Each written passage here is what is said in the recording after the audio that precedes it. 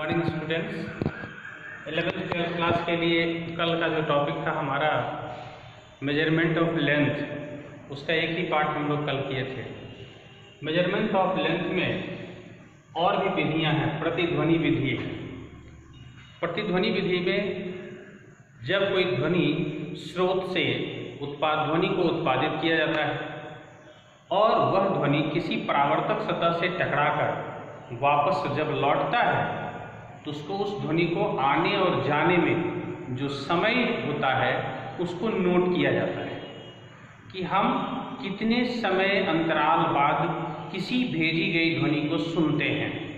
इससे दूरी का पता लगाया जाता है। जब भी कोई वस्तु ध्वनि उत्पादक स्रोत से किसी वस्तु पर ध्वनि भेजी जाती है, टकरा कर वापस आता है, तो उससे क्या किया जाता है कि दूरी बराबर चाल गुने समय। यहाँ ध्वनि की चाल, उस माध्यम में ध्वनि की चाल क्या है ये ज्ञात की जाती है और समय क्या लिया जाता है। दोनों को गुना करने के बाद दूसरे भाग इसलिए दिया जाता है क्योंकि उस ध्वनि को जाने और आने में दुगना समय लगता है।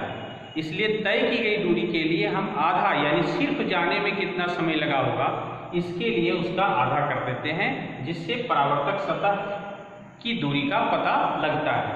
9th क्लास में भी आपने पढ़ा होगा ध्वनि चैप्टर में, है ना।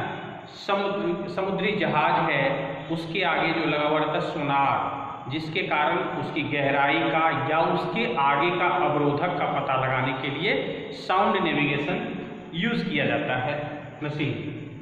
तो प्रतिध्वनि विधि है। तीसरी विधि है लेजर विधि। लेजर विधि में लेजर प्रकाश की ही एक तीव्र किरण है, अर्थात इसमें प्रकाश के तरंगदैर्घ्य को ही लेजर का तरंगदैर्घ्य कहा जाता है। यानी एक तरंगदैर्घ्य जो होता है उसके बराबर का लेजर का एक तरंगदैर्घ्य, यानी प्रकाश की चाल को ही लेजर का चाल कहा जाता है। किसी भी दूर स्थित वस्तु की दूरी ज्ञात करने के लिए जब लेजर किरण को वस्तु से भेजकर और उस वस्तु से टकराकर वापस जब लौटता है परावर्तित लेजर किरण, उसको आने और जाने में जितना समय लगता है उसको नोट किया जाता है।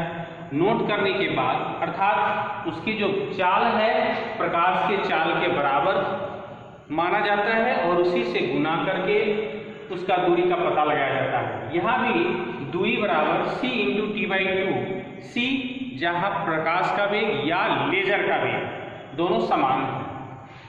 चौथा विधि है रडार विधि। इस रडार विधि में भी हम रडार के पल्स, यानी जो उसका वाइब्रेशन उत्पन्न होता है, उस पल्स जो पल्स होता है उच्च ऊर्जा का एक विद्युत चुंबकीय तरंग है।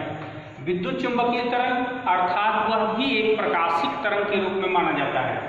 और यहाँ भी रडार का जो पल्स का जाने का वेग है वह विद्युत के वेग, यानी क्या कहते हैं, प्रकाश के वेग के बराबर होता है।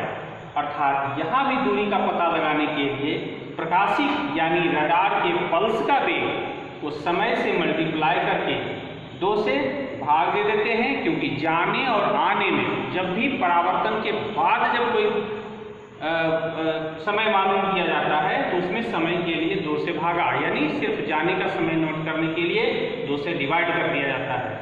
और इस प्रकार से रडार विधि से दूरी का पता लगाया जाता है। तो हम माप करने के लिए, लंबाई की माप करने के लिए पहला लंब दोषण विधि है, प्रतिध्वनि विधि, लेजर विधि, रडार विधि इत्यादि का उपयोग करके परोक्ष रूप से, जहां पर डायरेक्ट यानी इनडायरेक्ट रूप में जो बहुत दूर स्थित वस्तु है उसका पता लगा सकते हैं, उसकी दूरी का ज्ञात कर सकते हैं।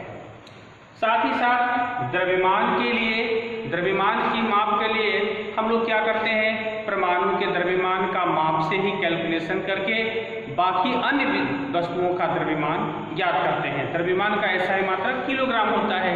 हम लोग 1 किलोग्राम या फिर उसके 1000वें भाग को ग्राम के रूप में नोट करते हैं।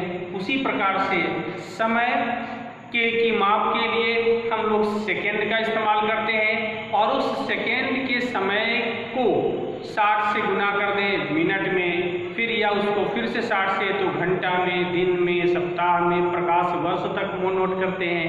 तो सबसे छोटी इकाई के रूप में सेकेंड और प्रकाश वर्ष के रूप में, बड़ी इकाई के रूप में हम लोग प्रकाश वर्ष का भी इस्तेमाल करते हैं। इस प्रकार से लंबाई, द्रव्यमान और समय तीनों की माप हम लोग किया करते हैं। इसके आगे का टॉपिक अब होगा विमा, जो हम लोग नेक्स्ट क्लास में सीखेंगे।